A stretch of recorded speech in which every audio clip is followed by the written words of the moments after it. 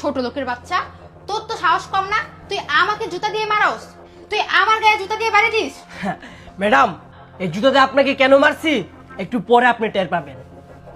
আরে এই দাঁড়া, এই আরে খোল, দাঁড়া,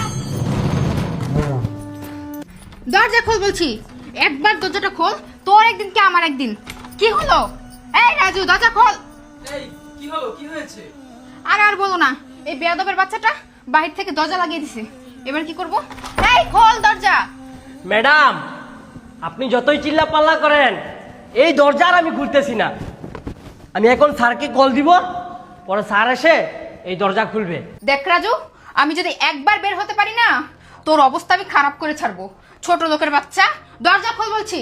রাজু, দেখ রাজু, এখন কিন্তু বাড়াবাড়ি হয়ে যাচ্ছে। তোকে আমি দরজা খুলতে বলছি। এই কি হয়েছে দেখি, সরো তো। এ কি, দরজা তো বাইরে থেকে লক, এখন কি হবে? সেটাই তো, এই কাজের ছেলেটা তো বাইরে থেকে দরজা লক করে দিছে আর বলতেছে তার স্যার আসলে নাকি দরজা খুলবে। হ্যাঁ, এখন কি করব? এখন যদি তোমার হাজবেন্ড এসে আমাদেরকে এক রুম এইভাবে দেখে, তাহলে কিন্তু সর্বনাশ হয়ে যাবে। একটা কিছু বলো না, কি করবো এখন? যেভাবে হোক এখান থেকে বের হতেই হবে। যদি আমার হাজবেন্ড এসে একবার তোমাকে আমার সাথে দেখে ফেলে, তাহলে অনেক বড় ঝামেলা হয়ে যাবে। এই রাজু, রাজু দরজাটা খোল না ভাই, দরজাটা খোল রাজু। কি করবো এখন? দরজাই তো খুলতেছে না।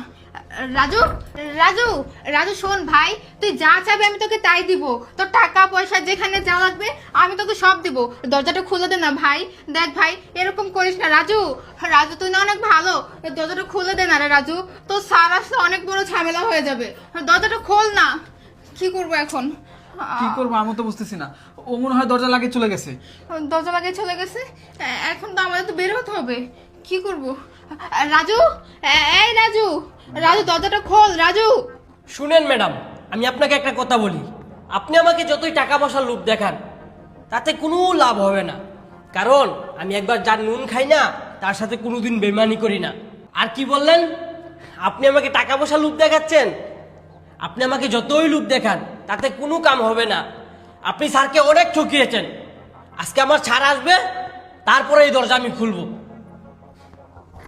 কি ব্যাপার, তুমি আমার তাল গাছের মতো দাঁড়ায় আছো কেন? হ্যাঁ, একটা কিছু ভাবো না। দাঁড়াও, আমার মাথায় একটা প্ল্যান আসছে। আমরা যদি প্ল্যান মোতাবেক কাজ করি, তাহলে চাকরের বাচ্চাটা আমাদের কিচ্ছু করতে পারবে না। কি বলো?